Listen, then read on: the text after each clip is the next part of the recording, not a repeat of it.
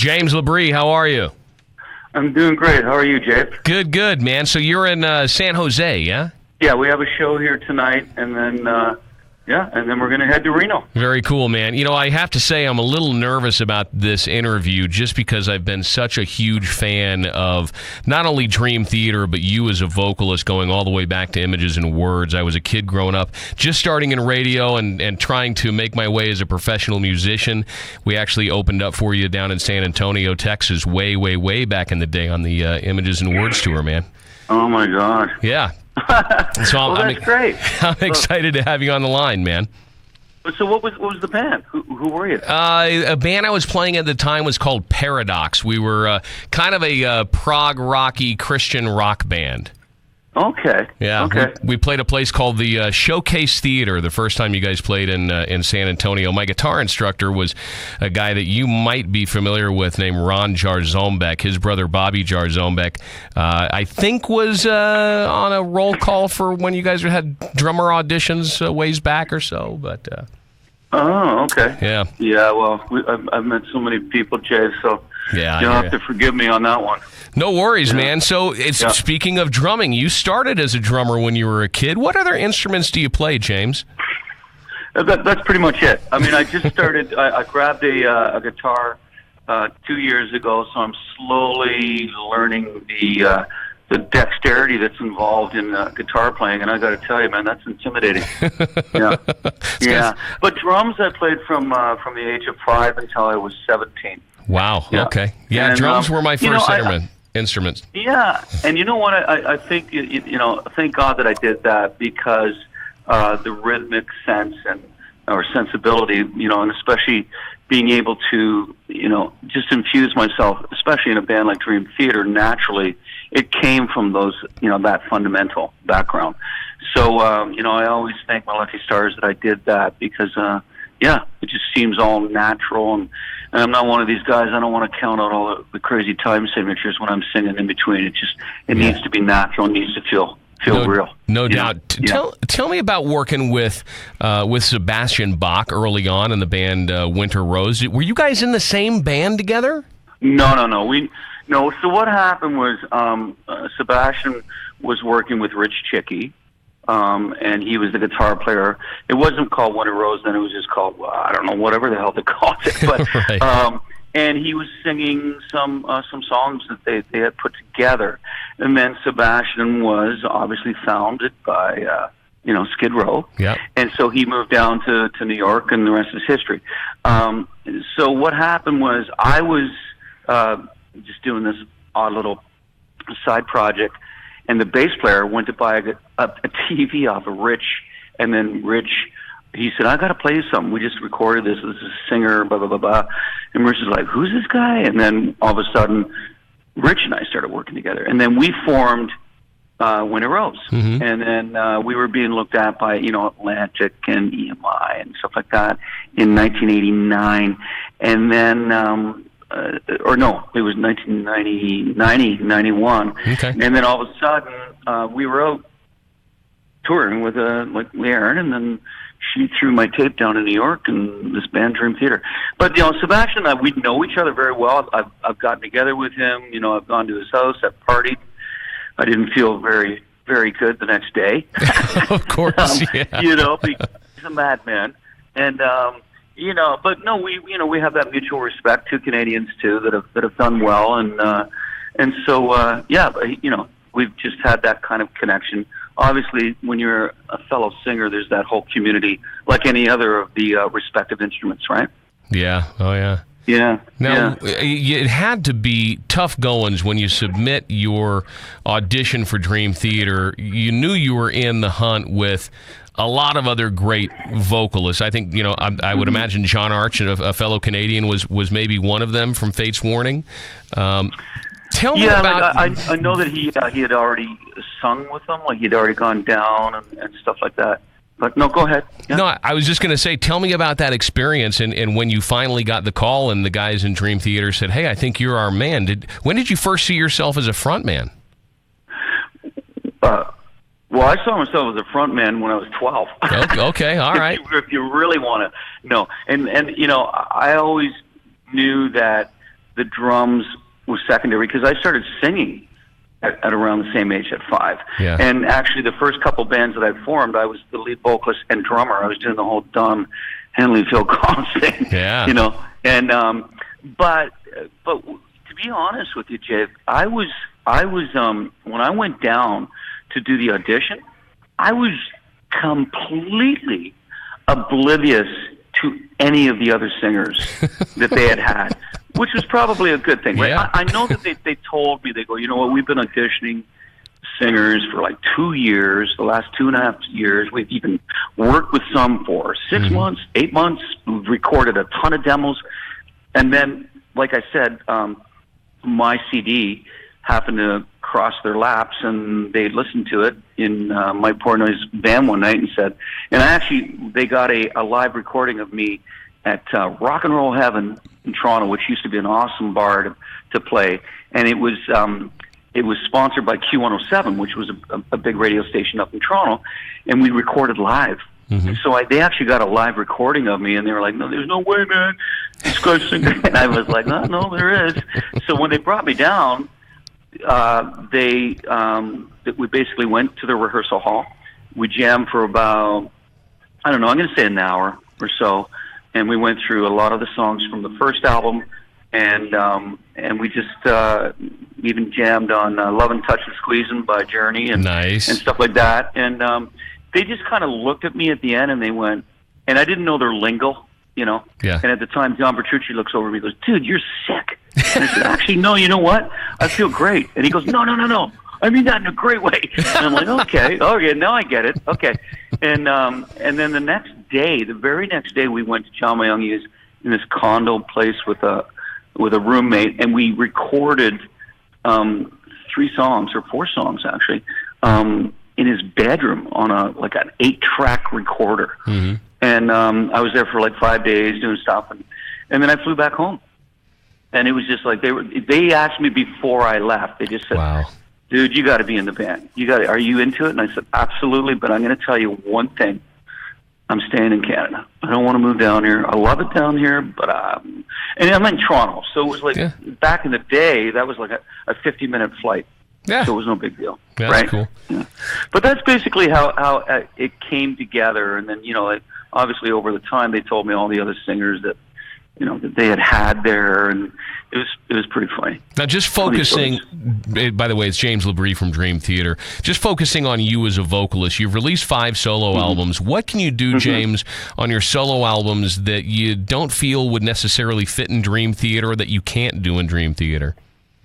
Right. Well, I mean, on the, I guess the peripheral edge, there are progressive moments throughout the some of the soul material, but for the most part, like Matt Guillory and I, we've been a team.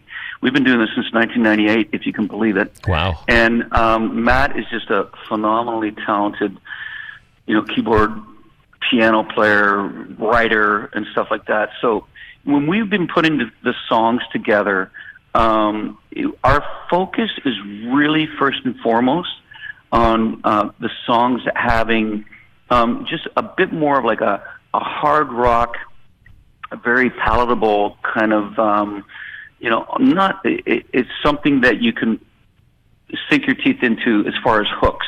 And a lot of the hooks are coming from the guitar and especially the melodies. So right. I'm assuming you've listened to them. Oh yeah, Jave, and so you see that the focus that we put on the vocals, as far as the melodies and the hooks in the chorus, and obviously the lyrics. So Matt and I split the lyrics. He does half, I do half on every album. So we, but I would think and we just wanted to kind of create our own sound by incorporating, some very heavy and aggressive moments, and there's even minimal, used sparingly, but I think it still has a purpose, the grunt vocals. Right. And Peter Wildoer, the drummer, does that, and he does a phenomenal job. But it's used more as a tool, and it's not necessarily, and listen to this voice.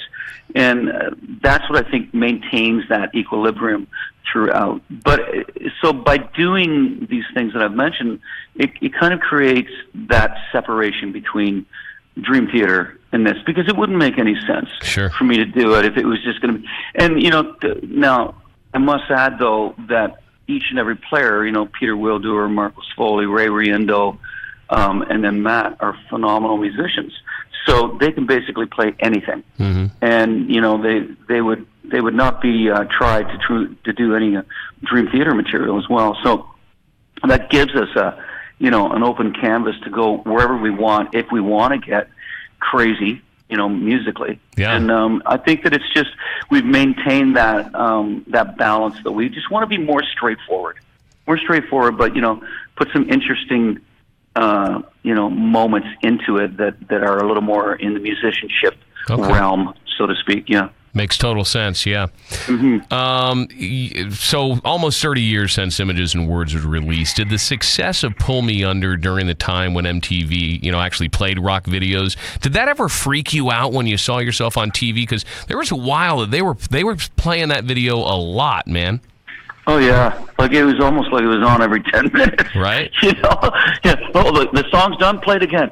Yeah. No, I mean, it was pretty surreal, especially at that point, because we came out with an album that was so left wing, if you think about it. Sure. It's like, wait a minute, what are these guys doing? They're releasing a progressive, heavy metal type album. Yeah, at a time when Ugly Kid Joe, I think, was ruling the chart. Exactly. So, everyone was kind of like, well, what are you going to do with this? What's going to happen? Uh-huh. And fortunately for us, because I have to be honest, Jay, if Pull Me Under hadn't exploded like it did, and then it made the album extremely successful, I don't know if you and I would be talking today. Right. I seriously don't. Because the reality is that before Pull Me Under hit, there was something like, I think they released 10,000 albums for the States, and then trickles in Canada and the international and all that stuff. So what do you do with that? Like, if there was nothing to really grasp onto, where do you go with that, right? And so I think, fortunately for us, Pull Me Under became something that was not only North America, where it was kicking, but all of a sudden it made its way internationally. And Europe was on it immediately, and then all of Asia, and then it just mushroomed from there. Yeah. And then it allowed us to be able to go in with the follow-up, and do Awake and Feel Confident, and then so on and so forth. All the sequential albums beyond that. I burned out on VHS tape the Images and Words live in Japan. That was just so much fun to watch you guys out on the road having fun during that time. Let me ask you, how did the loss of original keyboardist Kevin Moore affect the overall sound and kind of songwriting in Dream Theater? Was the album Awake hard to put together? He was involved, but we could tell, and we were still kind of guessing, like, well, what's going on with Kev when we were writing that album. And because he was there, but then again, he wasn't, and it was. We just knew something was up. There was a change. Yeah. And but he was very integral to Dream Theater. Everything leading up to Awake and Awake. I'm not going to take anything away from him, because he's incredibly talented, very, very intelligent, and his lyrics were amazing.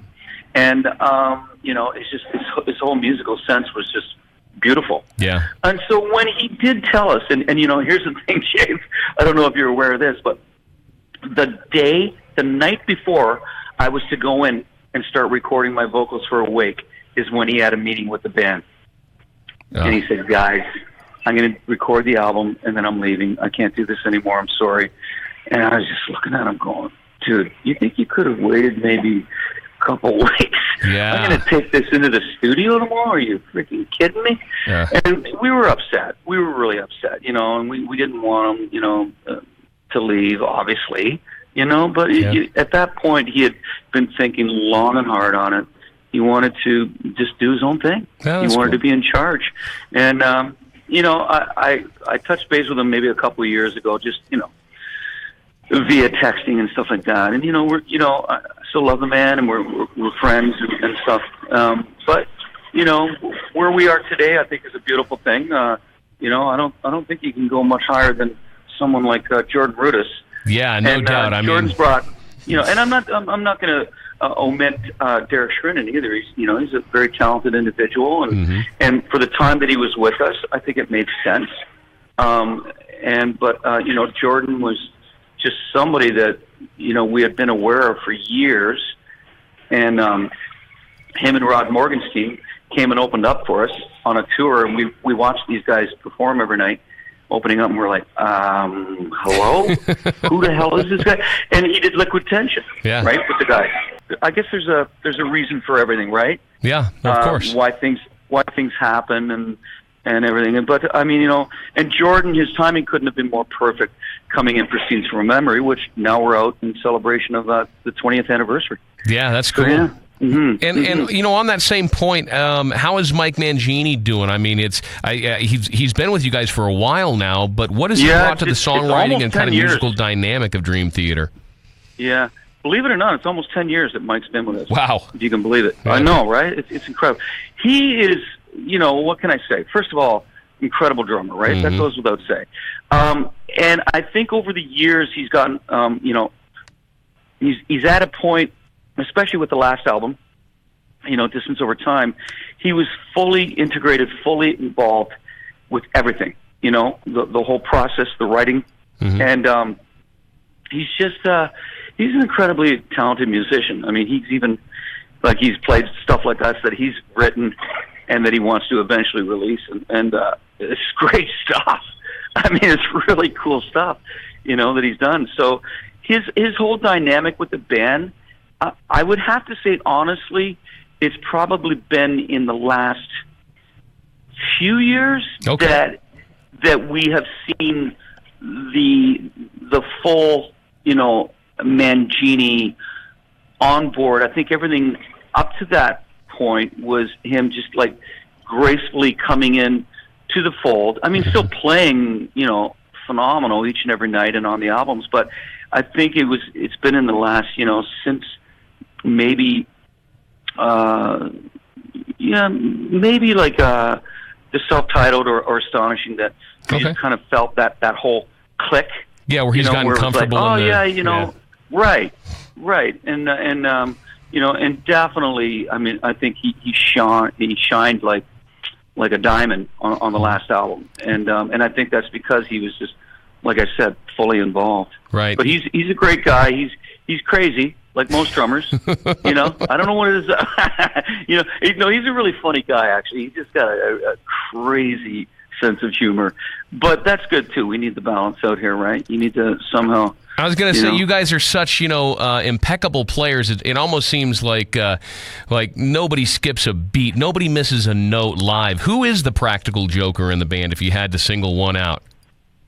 Well, it could be Mike. I mean, I'm more or less just like throwing humor around all the time, right? Right. I'm just, I like to do. But as far as a practical joker, I think Mike would be more inclined to do the whole more slapstick thing. Okay. All right. And but you know what? Jay, I mean, we're all human, and we're all out here, and we keep care of ourselves, and I think that's the thing, is that we're eating healthy, we work out, and I got to really be disciplined when I'm out here, because I'm doing 3-hour shows every night. Yeah, no doubt, man. I mean, we just finished 6 shows in 7 days, and had yesterday off, so we're back at it again today. But you know what? We signed up for it, right? Absolutely. So it's what we have to. It's what we do, and we love to do. And I think we're extremely fortunate. We never take any of this for granted. But it's you can see everybody backstage, revving up for the show and doing their warming up and all stuff like that. But and I think where we are at this point is like we're in a really healthy place, and we're just we're really taking it for all it's worth. That's great. It's James Labrie from Dream Theater, the Distance Over Time tour. Friday night over at the Grand Sierra Resort. Let me ask you, I've noticed on setlist.fm here that Pull Me Under does not look like it's been played in the last many shows. What song do you hate to play live the most? Would that be one of them, because you have to play it at every show forever? Like, oh my God, if Led Zeppelin has to play rock and roll again, give me a break. Yeah, right. Oh my God. That kind of touches on it a little bit. Yeah. We were, we just kept thinking, you know, are we going to keep incorporating this into every leg, every tour? You know, like, I think even the fans would appreciate it if we didn't play it. Okay. So, yeah, I would say that's probably definitely the one that, you know, we know we're kind of committed to it because it was our big hit. Right. But and I can only imagine what some of these bands like the Eagles and, you know, Right. Aerosmith and, oh my God. Yeah. What song? Like Billy Joel. What Like, song do you love playing each night? On this tour? Yeah. I love doing the whole scenes because it's so dynamic and vocally, you know, it's just a beautiful piece to sing. But I'd say out of the first set, I love doing Fall Into the Light, which is from the new album, you know, and I love doing the Barstool Warriors, an amazing song. So, and then I love doing In the Presence of Enemies that we kind of pulled back, part one. And we're doing that, and yeah, you know what? I'm just loving singing everything, Jave. That's great, man. You know, yeah, it's just, you know, like Pale Blue Dot is such a great song, and we finished the first set with that, and it's a mammoth tune, you know, to hit everybody, and then we do the intermission, and then yeah. So it's kind of hard to bring it down to one song. Okay, so right now, if I had to, I'd say probably Fall Into the Light. Okay. I love singing. Cool. Well, we're excited about the show, James. Can you let folks know what time you go on, because no one wants to miss a note? Okay, so I believe it's 8:00. Okay. Okay. I'm pretty sure it's 8:00. That's basically been the general time throughout this whole tour. Okay. So 8 p.m. and then it's almost 3 hours. All right, sounds like a winner, James. Thanks again. I look forward to seeing you on Friday. Okay. Okay, thanks, Jay. All right, be safe, man. Take it easy. Take care. All right, okay, bye.